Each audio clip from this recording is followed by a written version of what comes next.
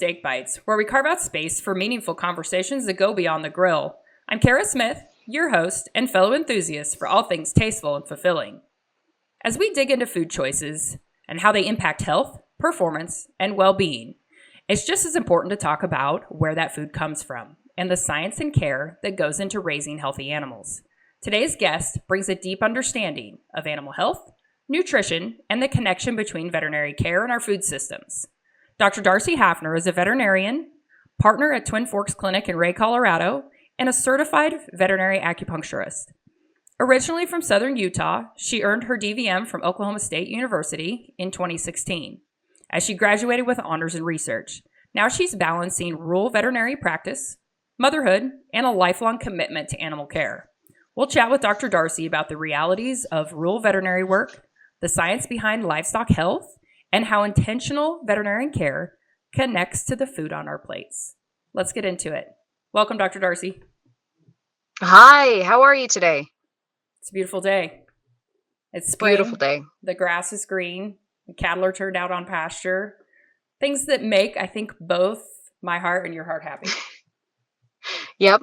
Makes for some long nights because we're still having baby calves out in this country, but it's beautiful. I wouldn't change this time of year for anything. Yeah, I would believe that calving, that's got to be a drain. I suppose that's something that we don't think about, and we tuck ourselves in at 8 o'clock for some of us, maybe, a little later for others, wake up with the sunrise. Is you guys as rural veterinarians, I mean, it's around the clock. Yeah. Yep. Thankfully, just being with, I've had different experience with other veterinary practices, and thankfully you guys have a very robust practice to where you're not a single person practice that you're on call for calving 24/7, but it definitely never stops, to say the least. Yeah, no, I'm so fortunate to have all the partners that I do. I actually Monday night I ended up pulling an all-nighter. Pulling calves, making sure that they get the best start in life that they possibly can, and mom and baby are all safe. So I got to take last night off and actually get some sleep so I can be here with you today. Perfect. Well, I appreciate you doing so. To that comment, we just got a little bit of a glimpse of what rural veterinary practice looks like. Could you give us your background of, where did it start? Why did you say, I want to go into rural veterinary medicine? Oh, that's a big question because it's a question about when did a soul start. I've always wanted to be a vet. My mom, she did some pre-veterinary work when she was in college, and so she had her pre-vet books at the house when I was growing up, one of which was the Merck manual. And I used to carry that thing around with me when I was like 5 years old, showing people the pictures in it and trying to learn to read from the veterinary Merck manual. So it wasn't so much a choice for me as a calling. I love that. I've heard that from so many other veterinarians that I work with or have worked with in the past. They're like, I didn't know there was any other choice. And I was like, that's amazing. And most of it, it's generational. It's a family business. I mean, there's countless practices that it was, you have multiple different generations that have come back to veterinary medicine in some form or fashion, which is pretty cool. We see that, of course, in production agriculture, but it's also pretty cool to see that in veterinary medicine as well. That is just, it's more a legacy than just a calling. It's cool. Yeah, no, it's interesting. You got to be a little bit crazy, and maybe that is genetic, and that's why it runs in families. I don't know. I do wonder about the environmental component. Like you just grow up knowing that. Yeah. Well, it's like, Carrie, can you imagine yourself doing anything other than raising cattle? I tried. No. For a stint, and I was like, you just always feel that calling, and then you end up back home, whether it's proverbially or literally back home. Yeah. We got to take care of the animals that take care of us, and I think it's just ingrained in us. Sure.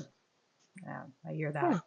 So what does day-to-day look like, Dr. Darcy? For a glimpse of, maybe somebody lives in, say downtown Denver, and they might have a dog, they Hmm. might have a cat. They've had somewhat of interaction probably with their veterinarian. But rural veterinary care, particularly, when you start throwing livestock in the mix, has a tendency to look a little different. So what does that look like on a day to day? Yeah, my day to day is exciting because I never know what it's going to hold for me.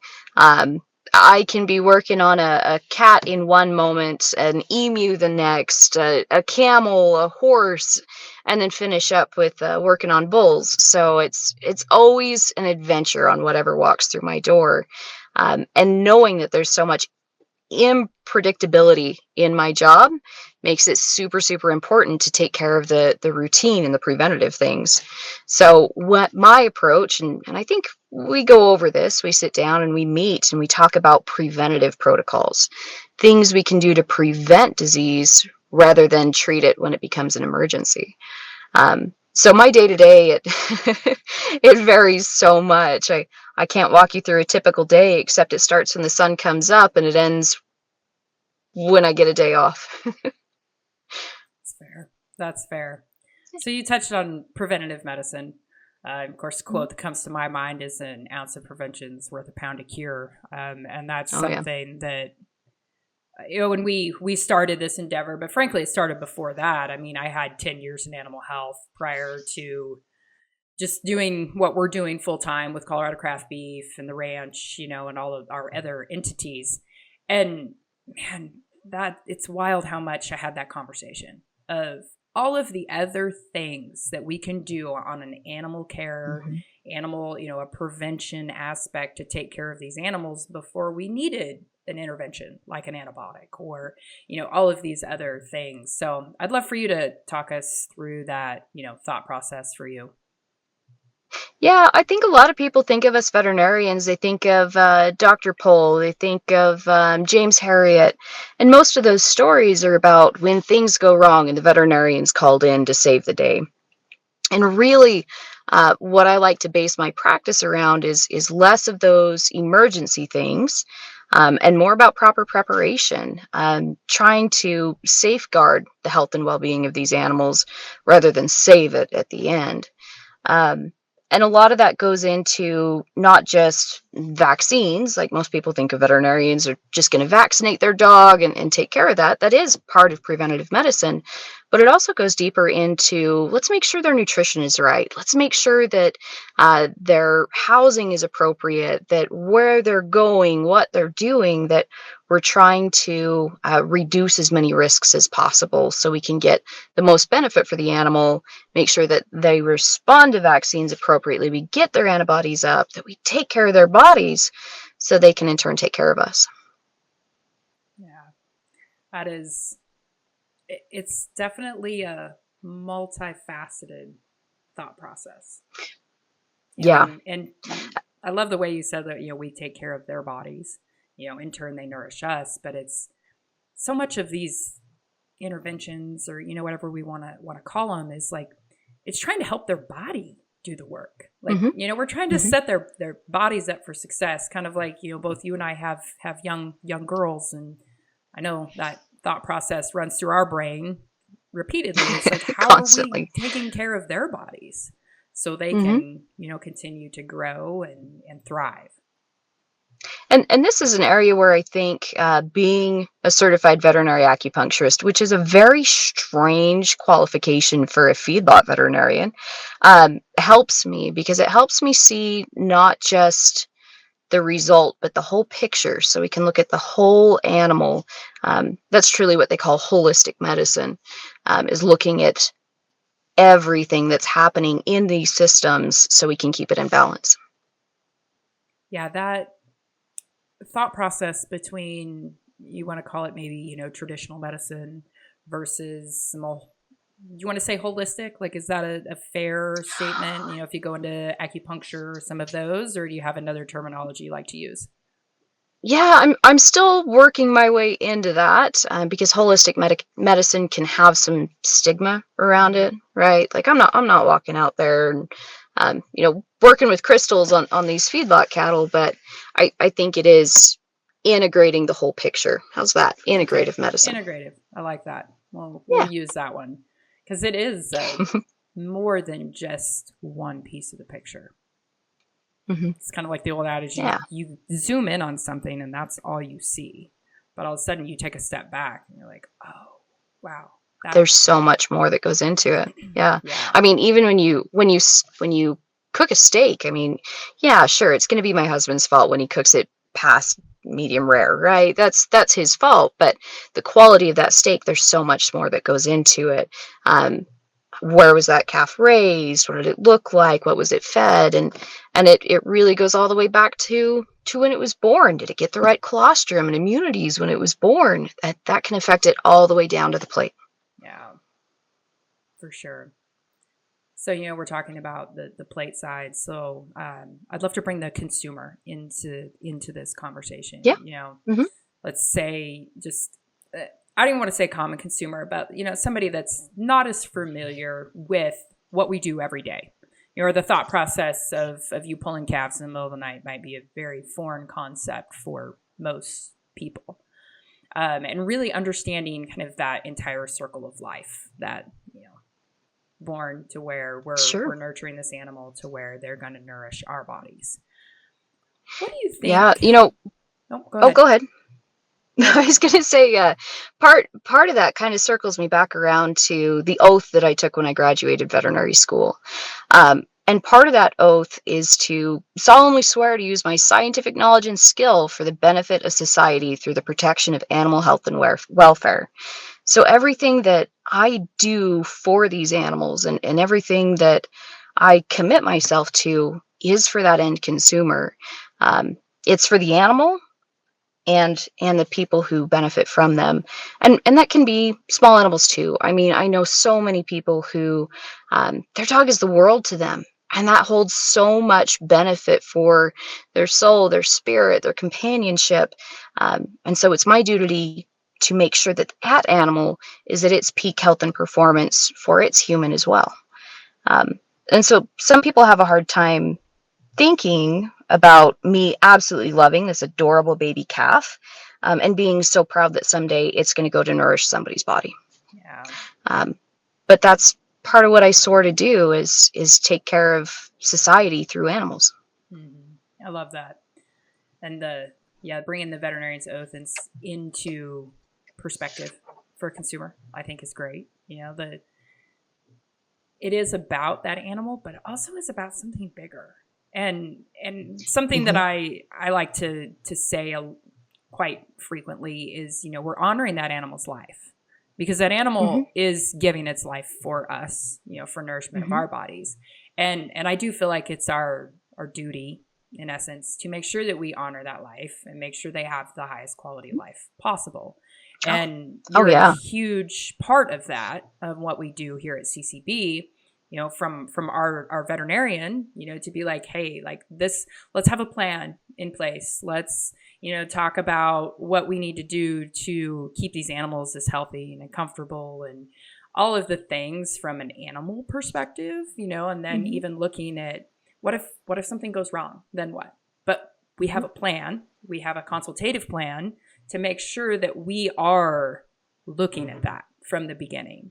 And I think that's something that sometimes there's not as much maybe thought potentially from a consumer perspective of, there's a ton of thought put into, maybe potentially their dog and their cat and their pet and how they're handling that, their deworming schedule, their vaccine schedule, all the things. The reality is in livestock production, we're doing the same, if not maybe even on steroids, frankly, for lack of a better term, because that is, we're looking at it from a complete system and a robust thought process, and it can be different it is different for every class of cattle, whether they're a calf or they're a yearling or vice versa. Yeah, absolutely. As they work through the whole process, and there's just a scale involved too. I mean, rather than taking care of one or two animals, we're devoting our time and attention to potentially thousands of animals at once. And so having that preventative outlook towards it helps us really get through those days and make sure everybody's taken care of. For sure. Let's switch gears a little bit, Darcy. So Hmm. we're bombarded with media on a routine basis, of course, as anybody, especially if you're on social media, you have that aspect, and then you have news headlines, etc. There's Hmm. typically more things from more a veterinary perspective, like a health perspective, that shows up in the media. One of those recently has been avian flu. We've talked about that. Hmm. People have seen rising egg prices. Like, that's definitely something that's top of mind. Could you just touch on that from a high level for a consumer? What that potentially impacts, and then particularly talking about the cattle space and what that may impact and what it may Hmm. not. Yeah, absolutely. So I was actually just in touch with my area regulatory veterinarian this morning. Actually, she was giving me an update on what's going on, and I think it's important to know that we as a veterinary community are very tight knit. We're constantly seeking out information, and as these situations and as these outbreaks arise, trying to stay on the forefront of what's best practice, what do we need to do, and where do we need to go in order to keep everybody safe. Um, the big thing that I have is that avian influenza has actually been around for a long time. This is not anything that's new. It's no honestly new outbreak even. Um, Avian influenza started spreading into cattle in a more recent kind of perspective, or it's just guarded more attention recently, potentially because we have more ways to monitor the health and well being of our cattle. So I think it was first noticed in a dairy because the cattle were taking fewer steps. So they have step monitors, and these cattle were taking fewer steps, and they began their investigation into why, and then subsequently discovered that it was highly pathogenic avian influenza that was starting to affect these cattle. Um, it's not the first time that it's spread through the chickens in the United States either. And unfortunately, that disease hits chickens so hard. It's really hard to watch a chicken who's been infected, and can lead to some decisions that are very hard for everybody involved. Um, but I think we're finally starting to get a handle on it, a curb on it. And as it comes to cattle and beef cattle in particular, it hasn't had that much of an impact. They are monitoring it. They're monitoring it on all stages, sampling of cattle that are moving from one location to another, sampling of cattle that have been harvested, checking to see if they are any viral loads that are found in the carcasses. And thankfully, they haven't found much, if anything, out of beef cattle.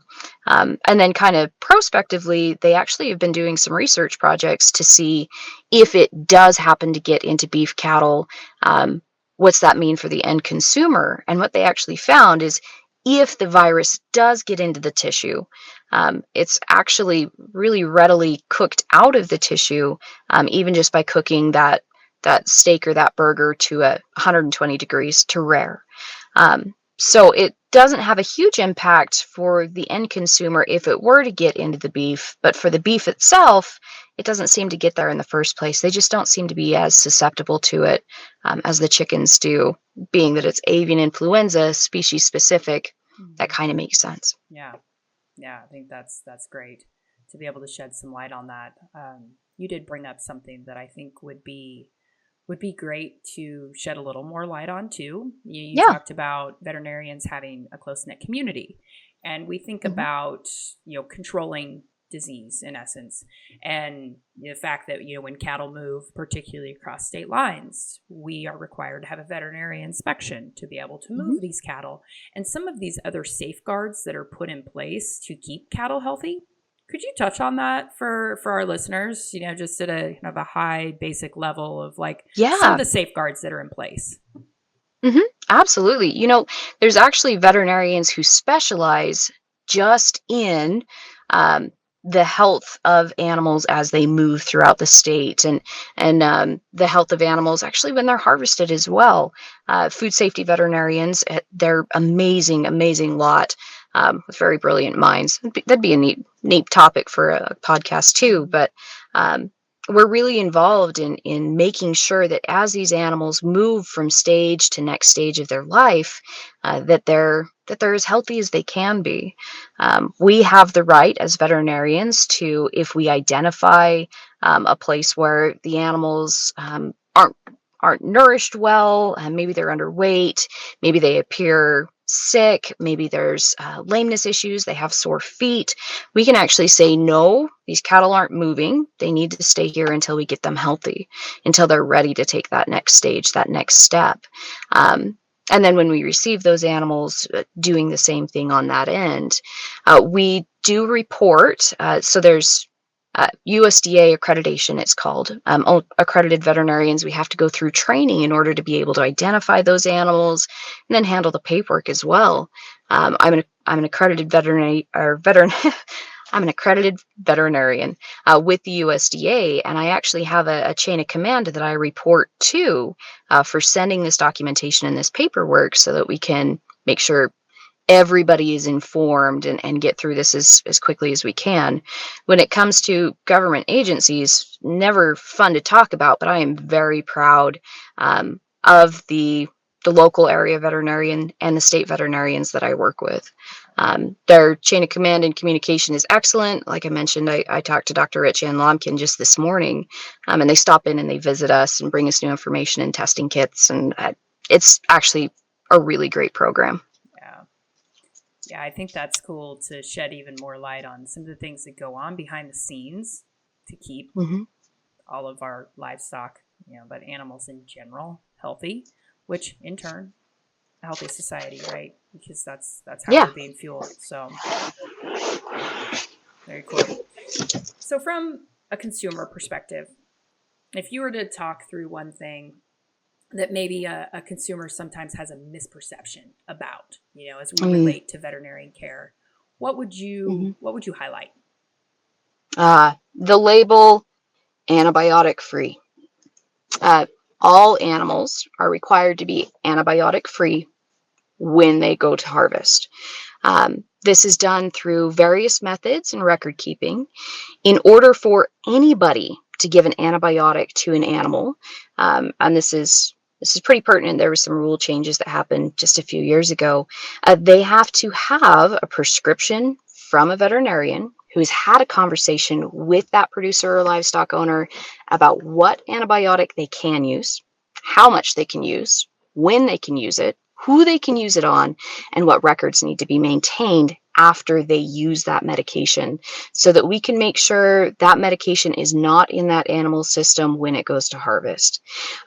That's, again, we talked about, we try to prevent the use of antibiotics altogether, and I think that's pretty much as a bovine veterinarian and feedlot veterinarian, that's pretty much an industry standard that we don't want to have to use these medications.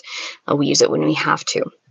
So with that being said, we try to make sure that, and we do make sure that those animals have an appropriate amount of time after administration of that antibiotic is cleared from its tissues and never delivered to the client.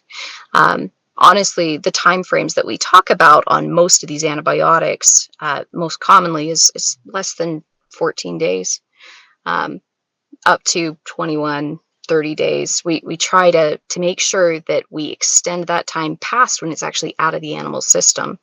So you can think about this, when you go to the doctor and they give you an antibiotic, you have to take it twice a day for like 14 days, sometimes longer.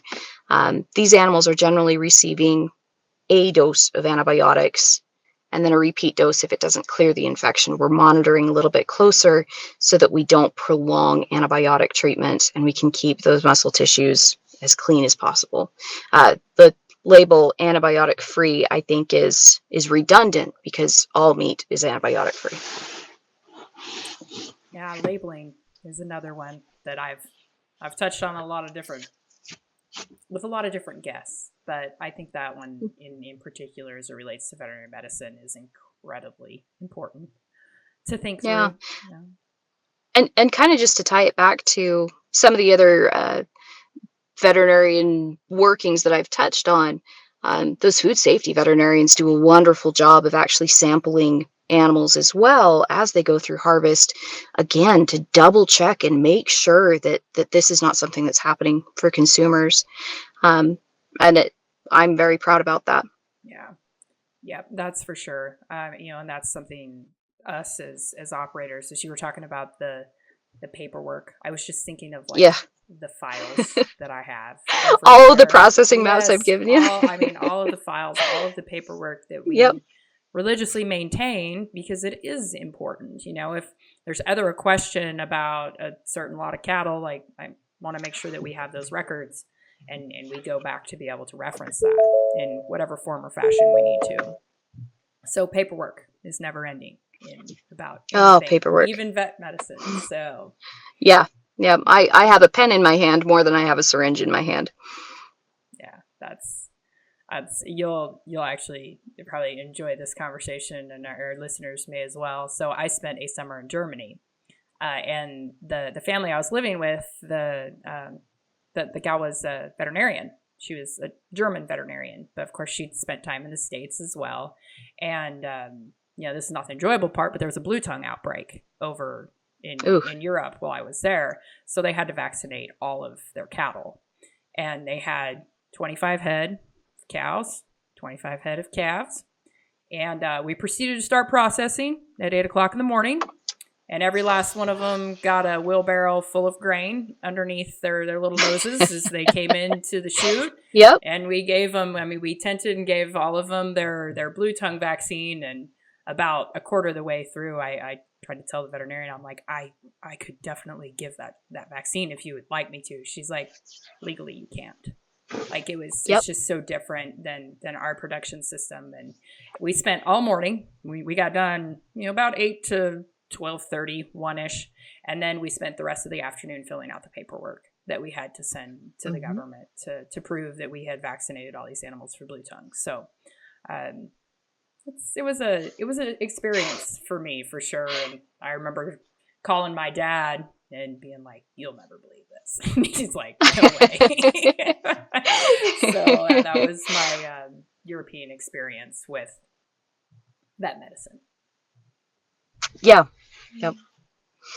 No, it's pretty funny. Did you get to do anything fun while you were over there too? Not that, processing 50 head of cattle right. all day doesn't sound fun.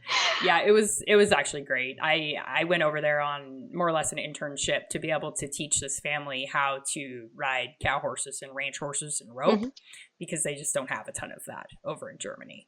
So I remember packing my king rope from here that I had to cut the Honda off of it and put a breakaway on it because legally I couldn't take it to Germany when it was intact. Really? Yeah, legally you can't have that. So it was an experience. It was definitely a cool experience, though. One of a lifetime. I'll put it on my bucket list.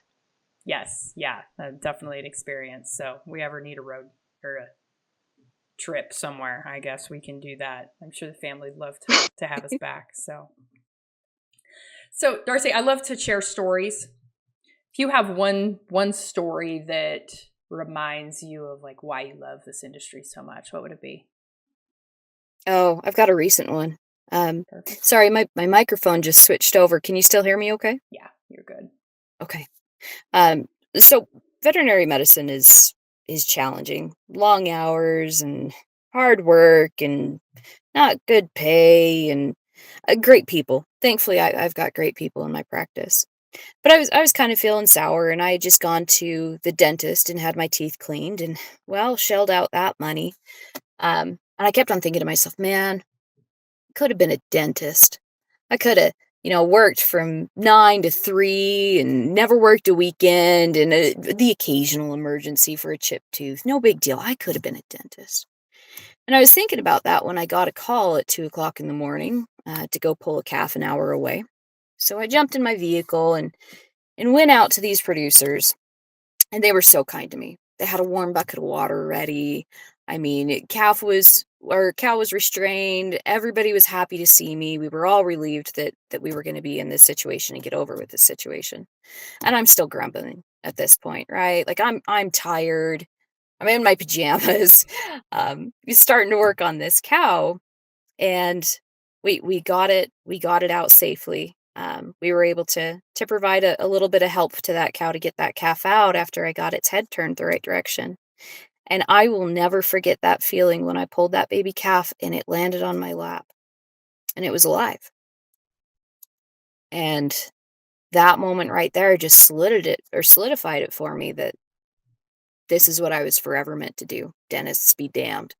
Um, and I know that that calf will grow up and be happy and do all of the things it's supposed to be. And I know that that's going to be a quality product that will in turn potentially come back to me and my daughter. And I'm so happy about that. Uh, it really just locked it in for me. Yeah, I understand. Yeah, that's Yeah. awesome. I appreciate you sharing. I've had those moments, man. I actually think I sent you one from our yard up north of, Yep. I see you getting misty eyed too. there's those times where you're freezing and snow's blowing sideways and you're taking care of these critters and you're like, Oh, so I do can it. I share one more with you? Yeah. Okay. So we talked about doing health certificates so that cattle can travel. And there was a producer who forgot to call ahead and get his health certificate. So, an emergency thing. I took off on a Sunday, went out there to inspect this pen of feedlot cattle. And as I'm walking through this pen, I'm grumpy. It was a 30-minute drive. I'd rather be at home watching my show. And I get out there and I'm inspecting these cattle, and they started playing with me. They started chasing me and putting their tails up in the air, and they're these little bucking broncos. And I turned around and I just looked into their faces and I was like, you're right, guys. You are more important than finding out the ending of the millionaire secret. This is it. Yeah. Yeah. Well, I mean, if anybody's not watching on video, you can maybe get a sense of some of the emotion that goes behind raising these critters. And I know I personally have gotten this question, and I'm sure Dr. Darcy has as well, of, how do you balance raising these animals for food? Knowing that like this, you put your like heart and soul into them. Like, I mean, Oh yeah. I'm an animal lover. Like, I love all of Mm-hmm. them. I want to save all of them. And it's wonder we don't have a funny farm around here, but it's, I have that inherent love for them. Yeah. I'm also like, what better people to take care of these animals than Yes. people that do care that much for them? Yep. Like that point blank And is the reality of it. And then honoring that life so they have an incredible yes. life and then they can nourish our lives. I'm thankful every day that my little girls, and I'm sure you share in this too, Darcy, that they're consuming such a high quality protein that is safe and good for them. And I mean, all of the things. You know the story behind it. Like, you're part of that process to make sure that you honor that. And that's pretty powerful. Oh yeah. I remember being a kid in 4-H, and spending my entire summer training this sheep to walk on a halter. you know and I was frustrated with it at times, but I loved it, and I named this sheep and I would sing to this sheep and we went on walks together. And at the end of the day, the project came to an end, and it was time to harvest that lamb. And I will never forget just bawling my eyes out. No, not J-Lo. Her name was J-Lo. Not J-Lo. And my mom saying, did you give that lamb the best life that it possibly could? And I said, yeah, she ate all of the grain that she wanted, and she got to eat all of the flowers, and she got to trample through your garden, and we spent some quality time together, and she had the best life she possibly could. She said, then good. Let's end it before it gets bad, and let's make more of it so you can have the best life you possibly can. And it was heartbreaking and uplifting at the same time, and just put perspective on it, that we can love these animals so much and understand that as long as we give them the best that we possibly can, that we are serving something bigger. Yeah. Yeah. That is for sure. And that connection, I feel like has been lost from a consumer perspective, to have these types of conversations that you and I are having, and we have on a routine basis, whether it's the ranch or on the phone when I call about something that, we're trying to either fix, or normally, unfortunately, you as a veterinarian, you normally get the calls of what we're trying to fix or what went wrong, not a, hey, everything's going good today. But, when we're having those conversations, most people aren't privy to that, don't really think, haven't had that opportunity. And I think that's where a lot of the labels come in, with whether you have antibiotic free, etc. Like there's this feeling with those labels, or associated with those labels, that that animal had a higher quality of life. And that's why we're having these types of conversations is, no matter what that label is, like these are the people behind the food, making sure that we're doing the things right so that animal has the best quality of life, so they can nourish our body. So to that, I would like to ask a question on that front. Of course. So the balance, how do we balance that? We're going to balance what's best for that animal. We're going to balance what's ethical. And then the business side, like how do we put that trio together and make that work? What is that balance? How does that look? Oh, for me, it's maybe a little simpler. I think as long as we take care of that animal, they'll take care of us. Maybe I'm a bad businesswoman. I probably am. I've got three veterinary practices, but I try to prevent myself from having work. And in doing so, I think all of us see returns, the producers, the animals, the consumers. It's really all about doing what's best for them, so that we don't have to intervene, so that we don't have to interject ourselves into what they're doing, and in just living their life and fulfilling their purpose as well. So maybe it's less of a scales that I'm looking at and more of a central pillar. Yeah, for sure. Does that make sense? Yeah. I'm afraid that I don't put on my casual conversation hat as much as I should. So sometimes my ideas are a little clouded, but I do. As long as we take care of them, they'll take care of us. And I believe that more than I believe the sky is blue. Yeah. Yeah, I agree. It's we can philosophize about a lot of things and be like, hey, maybe it's X, maybe it's Y. But keeping it simple sometimes is the best option. And letting them tell us what they need. Yeah. This story is still one of my favorites to this day.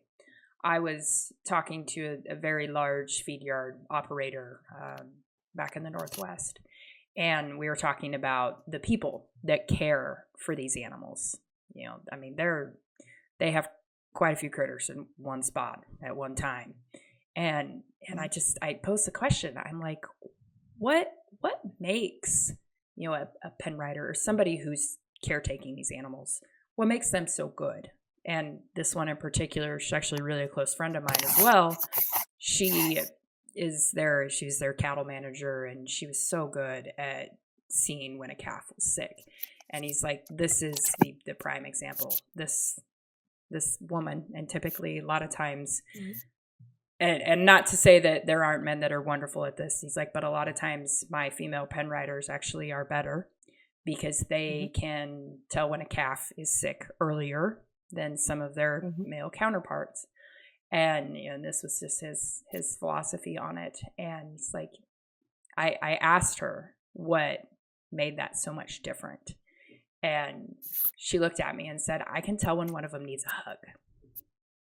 And I was like, that's perfect.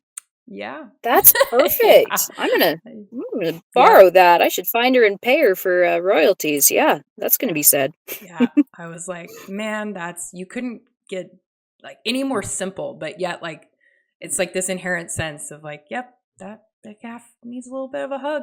They need Yeah, they need a little more TLC. something missing. Something Yep. missing. Yep. Good. So what did we miss, Darcy? What are some of the other things you'd like to share with our audience? I want to thank you, actually. I want to thank you for taking the initiative and stepping forward to help reconnect us with the people who we're serving. Um, there is a big disconnect in that people don't always know where their food's coming from, but maybe there's a disconnect where, us producers don't know where it's going either. And I really appreciate you making that step forward and bringing the system back together. I think it might save it. Well, thank you. I do appreciate that. That's I've told this story before, and I guess I'll probably tell it again. Frankly, being in animal health for 10 years, I was on a lot of different ranches in a lot of different parts of this country. I mean, literally north, south, east, west, and you'd Mhm. step on a rancher's place and you'd ask them what they produce, and most of the time in this area, you'd get I produce a calf that I sell the second week of October, and I had to look at them and be like, man, we produce beef, actually. Yeah. Like, that is Yep. the reality. Like, if we don't think about it from our producer perspective, that we are producing a high quality, wholesome, nutritious product in beef, we've kind of missed the mark. Mhm. Like, Yep. that's what drives us. I know that may not be your direct line to business, yet indirectly that's what drives us is beef and the Yeah. people that eat that product. And the more we can bridge that gap on a trust perspective, I think the better off we're going to be as a society.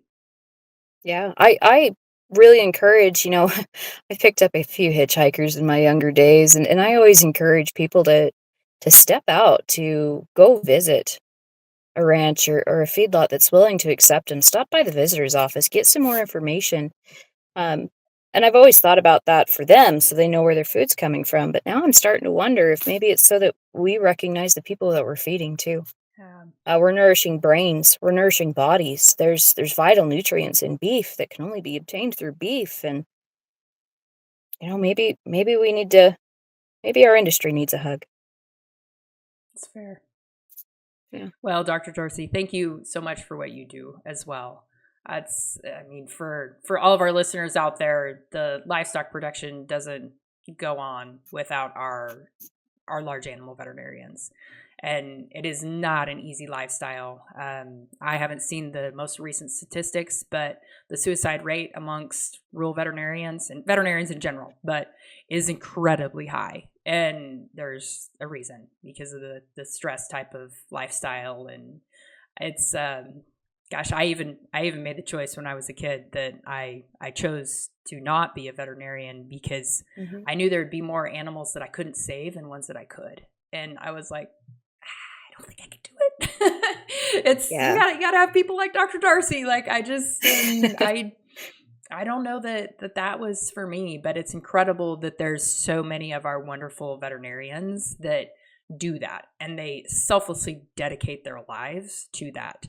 Hmm. Because correct me if I'm wrong, Dr. Darcy, but you don't typically go into rural large animal veterinary medicine to make millions. That's No. not what it's about. Nope. And it's not what it's about, and it's about a different type of wealth. It's the wealth of taking care of what's in your heart, and I'm so proud of that. I wouldn't do anything else, and I'm so happy to be your veterinarian. Thank you. Yeah, we're so happy to have you, Darcy. Probably you get when you have your veterinarian cell phone, like you try to make sure that you're balancing those things because it's like you have a life too outside of what what we're doing at Colorado Craft Beef. Yet it's also like, hey, I'd really love your perspective on this. So it's Yeah. pretty cool to Yeah. have that line and that ability to have those Mhm. conversations and conversations like this. I mean, that's why we started this podcast, to have the, conversations that matter, fuel souls, fuel minds, nourish bodies, nourish minds. Like it is a bigger purpose when you produce animals for food. I mean, we raise, we nurture, it's not even just production. It's the emotion side of that is huge. And we do it for different reasons than sometimes people may think that we do it for. So. Okay. Well, if there's anything else I can do for you, please let me know. But I better get off this call because I'm getting all misty-eyed and need to go eat some chocolate. Yeah, well, and go spend time with that little girl. So, Darcy, I appreciate the time. If you have any closing thoughts, love to hear them. If not, I will let you go and get back to the rest of your day. I think that'll be it for me. Thank you so much, Kara. Thanks for joining us on Steak Bites. Till next time, feel your legacy with purpose.